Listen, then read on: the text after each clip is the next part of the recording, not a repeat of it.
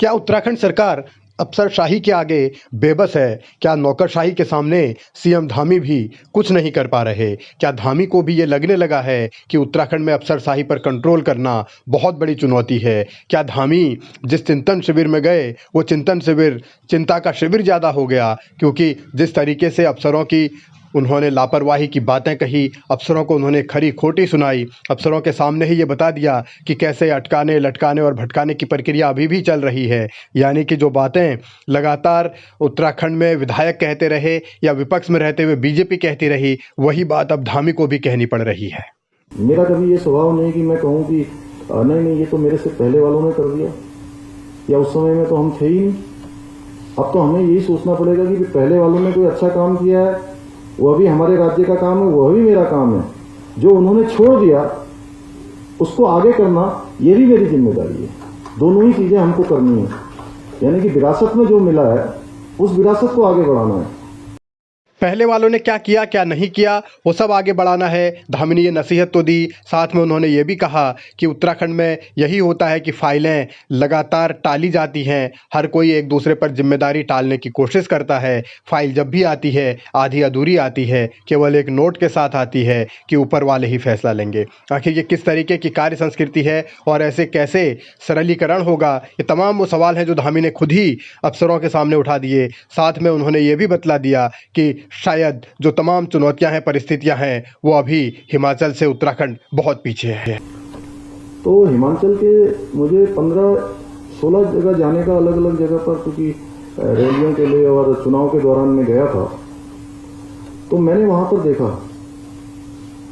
कि हमारी और उनकी जो जलवायु है या हमारा भौगोलिक स्ट्रक्चर है, मौसम है, वो काफी मेल खाता है, एक जैसा ही है।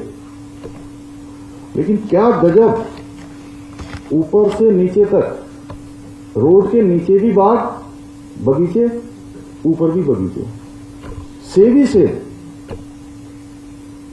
क्या हम इस दिशा में काम नहीं कर सकते? हम क्या इस दिशा में सोच नहीं सकते कि हम कैसे काम करें कि हमारा भी जो है राज्य इस क्षेत्र में आगे बढ़ जाए?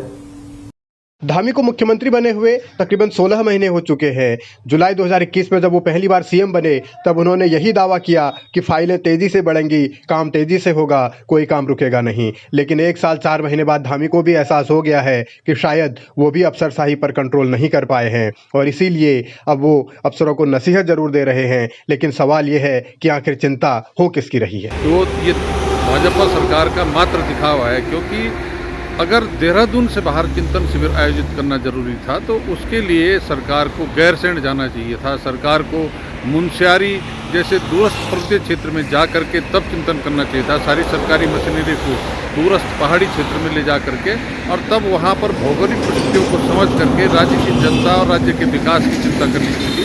ऐसा न करके देहरादून के नज़दीक सबसे बड़ी एकेडमी लाल बहादुर शास्त्री एकेडमी में जा करके पूरी सुख सुविधाओं का लाभ लेते हुए भाजपा की ये सरकार चिंतन करने के बजाय राज्य की जनता को चिंता में डाल रही है। सरकार चिंतन शिविर कर रही है, ये बहुत अच्छी बात है, लेकिन यहाँ से निकलेगा क्या और वो अमली जामा उसे पहनाया कैसे जाएगा, इसे लेकर तमाम तरीके की चुनौतियाँ हैं। चुनौतियाँ इसलिए क्योंकि अमली जामा अफसरों को ही पहनाना है और अफसरों को ही धामी ने ये एक तरह से ये कहा है कि उनकी कार्य संस्कृति ठीक नहीं। तो ऐसे में आगे कैसे काम बेहतर हो पाएंगे, इसे लेकर अभी भी सवाल उठने लाजमी हैं। धामी की भी परीक्षा की घड़ी आ चुकी है, यानी जो 1 साल का वक्त था उस वक्त में उन्होंने क्या किया क्या नहीं किया वो सब अब जनता के सामने है।